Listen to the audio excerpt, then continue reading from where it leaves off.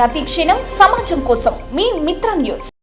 BC Samaj నమస్సుమంజలు తెలియజేస్తూ ముఖ్యంగా ఈరోజు ఉమ్మడి మహబూబ్నగర్ జిల్లా వ్యాప్తంగా ఉన్నటువంటి 2 పార్లమెంటరీ నియోజకవర్గాల్లో ఒకటి జనరల్ ఒకటి రిజర్వ్డ్ కాగా గత కొంతకాలం నుంచి ప్రధాన పార్టీలందరికీ కూడా బీసీ సమాజ్ ద్వారా 65% ఉన్నటువంటి బీసీలకు టికెట్ కేటాయించాలని అనేక అసెంబ్లీ నియోజకవర్గాలలో మా బీసీ మిత్రులందరితో కూడా మాట్లాడుకుంటూ ప్రధాన పార్టీలందరూ కూడా రిప్రజెంటేషన్ చేయడం జరిగింది.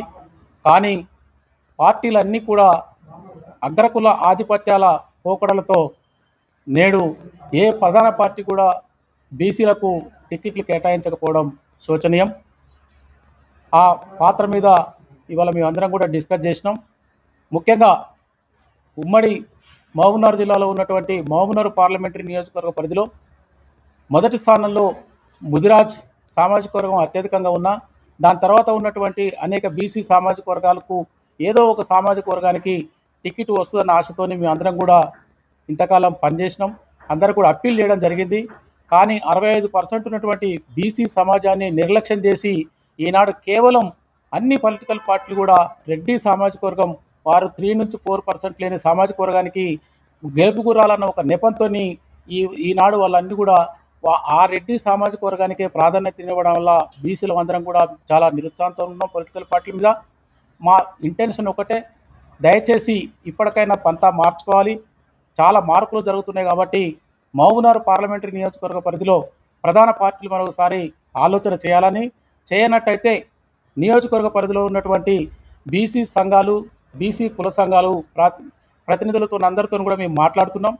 వారి యొక్క కోరిక మేరకు బీసీ సమాజ్ రేపు జరగబోయే పార్లమెంట్ ఎన్నికల్లో తప్పనిసరిగా మేము బరిలో ఉంటాం. మా ఓటు బ్యాంక్ని బీసీల ఓటు బ్యాంక్ని ఎట్లా కాపాడుకోవాలనే దాని మీద కుల సంఘాల ప్రతినిధులు అందరితో కూడా మేము చర్చిస్తున్నాం. ముఖ్యంగా ప్రధాన పార్టీలకు మా ఒక విన్నపం ఏంటంటే, దయచేసి ఇప్పటికైనా ఒరిగిందేం లేదు, మీరు ఆలోచన చేసి ప్రధాన పార్టీలు బీసీలకు టికెట్ కేటాయిస్తే బాగుంటుంది.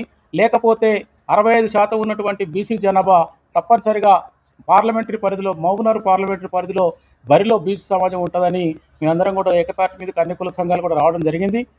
పునరాలోచించాలని రాజకీయ ప్రధాన పార్టీలన్నిటి కూడా పునరాలోచన చేసి ఒక తాటి మీదకి బీసీలు అందరూ వస్తారు కాబట్టి దయచేసి మరొకసారి అప్పీల్ చేస్తున్నాం.